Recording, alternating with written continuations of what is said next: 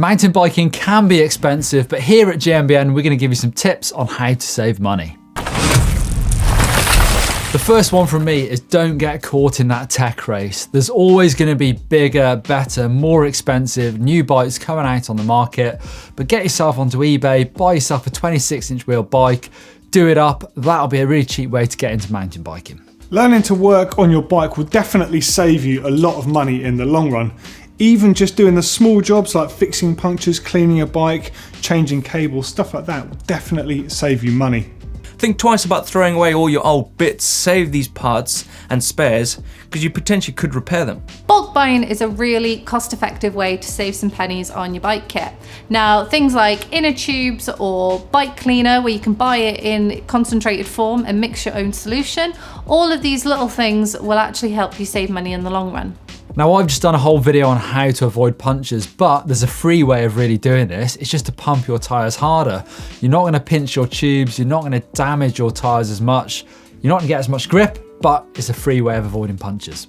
If you're looking to get a new bike, perhaps second-hand one, maybe some kit or components, then do be sure to check out websites like eBay, Gumtree, and even on Facebook and social media forums where things are being sold constantly.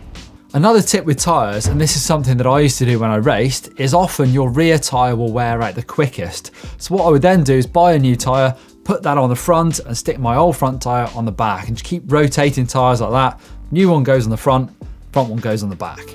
Again, the same thing applies if you're changing your gear cables, for example. Keep that old cable, chop it down because it might make a good seat post cable or a front derailleur cable or another cable for use on your bike.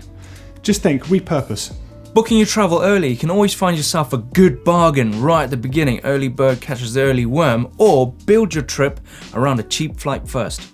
Another great way to save some money is by checking your local bike shop and online stores for end of season sales and clearance. This is a great way to find some bikes, components and kit at a fraction of the retail cost. If you tend to ride some rough terrain like bike parks or out in the mountains, keep those old tyres because you can cut them and zip tie them to the bottom of your down tube just to protect your bike a little bit more from those heavy rocks.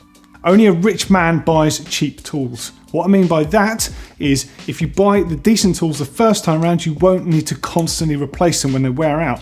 Now you can be tactical about this. Allen keys, for example, you use them constantly on a bike. Cheap ones deform, they can damage the bolt heads on your bike and they wear out, which means you're gonna have to replace more things. Get decent Allen keys from the get-go and you're good to go. If your pedals feel a little bit slippery, don't go and buy some new ones. Think about putting some new pins in those pedals. And if you want to make a little bit of extra money on the side, maybe you're saving up for a new bike, then do have a look at how you can help at local events, races, especially things like marshalling.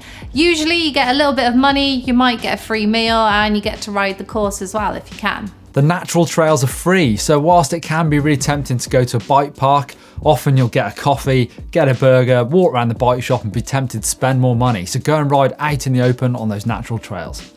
And the most obvious one is to look after your bike, keep it clean. The amount of stuff that just wears on your bike that you don't notice if it's covered in mud and grime and all the sort of just stuff you get accumulated on the transmission there. It also means when you're cleaning your bike, you can inspect it for damage and see if things are worn out.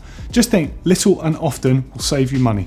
And if you've enjoyed this, then be sure to click over here where you can have a look at how to avoid punctures with Neil.